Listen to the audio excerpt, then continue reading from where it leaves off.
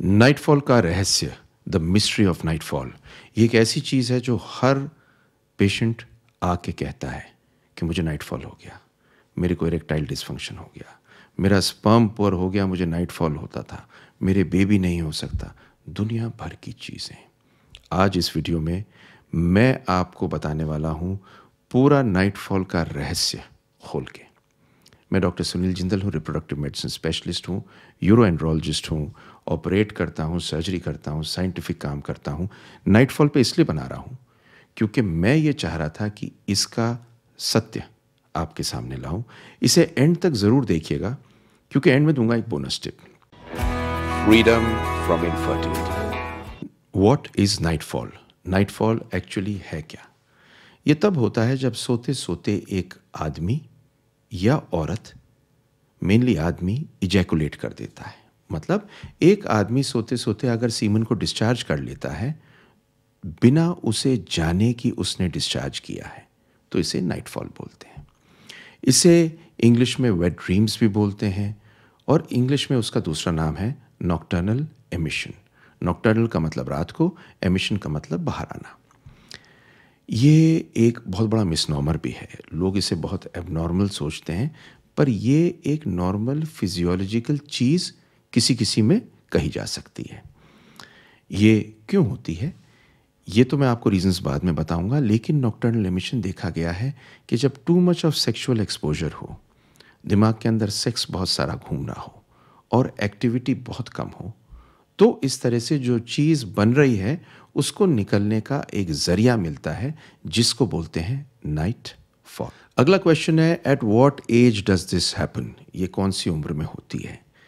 ये देखा जाता है कि नॉर्मली नाइटफॉल पिबर्टी में, मतलब यंग एज, जब बच्चा बड़ा हो रहा होता है, यंग मेल्स में होती है। और क्या होता है, हार्मोनल चेंजेस उस टाइम पर हो रहे होते हैं, उस टाइम पर टेस्टोस्टेरोन बढ़ रहा होता है, सेक्सुअल चेंजेस हो रहे होते हैं, सेक्स से बच्चा एक्सपोज होता है, और मैस्टरबेशन उसने अगर ज़्यादा ना किया हुआ हो और साथ में सेक्सुअल एजुकेशन प्रॉपर ना हो तो नाइटफॉल होता है।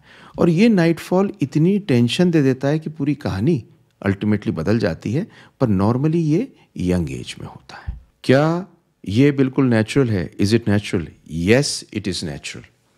ये नेचुरली करीब करीब ये समझ लीजिए बहुत बड़ी पॉपुलेशन में होता है। 8% लोगों को सेक्सुअल ड्रीम्स होते हैं कभी कभी, और 4% उनमें से इजैकुलेट करते हैं। तो ऐसा नहीं कि ये कोई नायाब चीज़ हो, लेकिन आप कब समझेंगे कि इसमें प्रॉब्लम है?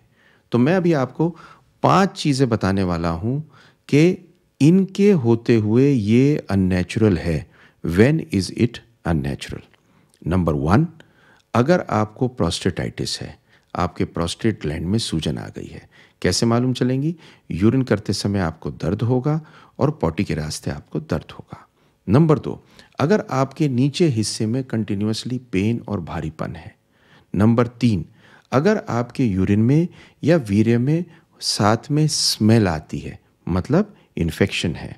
नंबर 4, अगर आपको रेट्रोग्रेड इजैकुलेशन है, मतलब आप मैस्टरबेट करते हैं लेकिन डिस्चार्ज नहीं करते। और 5वां, अगर आपको पॉर्न एडिक्शन है, क्योंकि पॉर्न एडिक्शन एक बड़ी कॉमन चीज़ हो गई है आज के ज़माने में, बहुत बच्चों को हो गई है, बहुत एडल्ट्स को हो गई है। मेरे पास रिसेंटली एक पेशेंट आया, वो मेरे से आके बोला कि मैं अपनी वाइफ से इंटरकोर्स नहीं कर पाता क्योंकि मुझे मज़ा ही नहीं आता, मुझे मज़ा कंप्यूटर पे बैठने में आता है। कितनी अजीब सी चीज़ है। इसी तरह से पॉर्न एडिक्शन जिन लोगों को होती है, उनके नाइटफॉल को रोकने के लिए ज़रूरी है, क्योंकि साइकोलॉजिकल प्रॉब्लम होती है, कि पॉर्न एडिक्शन को ठीक किया जाए।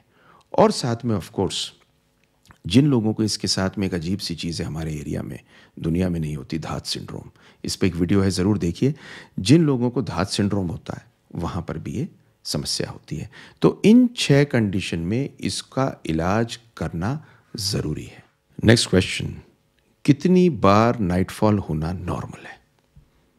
तो आपको बता दूं कि अगर आप मैरिड हैं तो नॉर्मली 1 बार महीने में, और अगर आप अनमैरिड हैं तो 2 बार महीने में नॉर्मल होता है। लेकिन 3 से 4 बार भी अगर होता है तो इसे नॉर्मल समझें।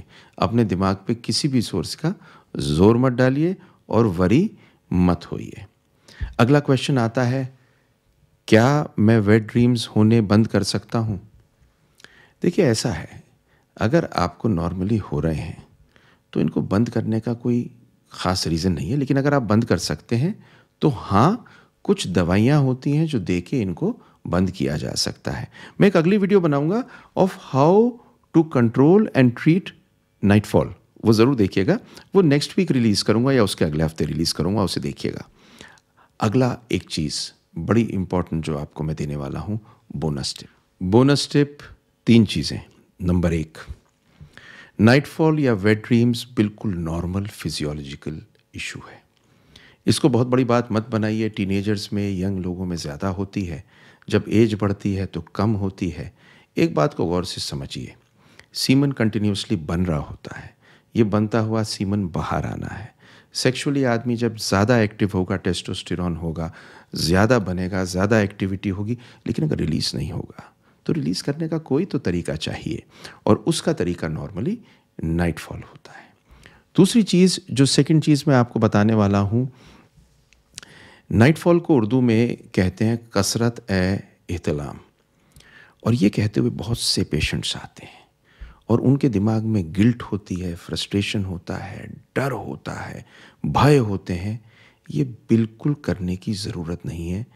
इसे अगर आपको, जैसे मैंने बताया, हो रहा है और वो सिम्टम नहीं है तो इसे नॉर्मल माने। और तीसरी चीज़ है, नथिंग इज़ एम्बैरेसिंग। ये कोई शर्म की बात नहीं है अगर नाइटफॉल हो रही है। ये बहुत लोगों को होती है। आप बिल्कुल इसमें अपने आप को दुखी मत करिए, शर्मिंदा मत होइए। मैं रिप्रोडक्टिव मेडिसिन में यूरोएंड्रोलॉजिस्ट के रूप में बहुत सारी सर्जरीज़ करता हूँ, बहुत सारे ऑपरेशन करता हूँ, बहुत सारी चीज़ों को ट्रीट करता हूँ, पर नाइटफॉल एक ऐसी चीज़ है जो पेशेंट्स लेके आते हैं। ये वीडियो मैंने इसलिए बनाई है जिससे अगर ये भ्रांतियाँ दूर हो सकें तो मेरा काम हो गया। अगर एक भी आदमी इसकी वजह से खुश हो जाए तो द वर्क इज़ डन। इसे शेयर ज़रूर कर दीजिए। अगर आप यंग बच्चे हो, अपने क्लासमेट्स में कर दीजिए।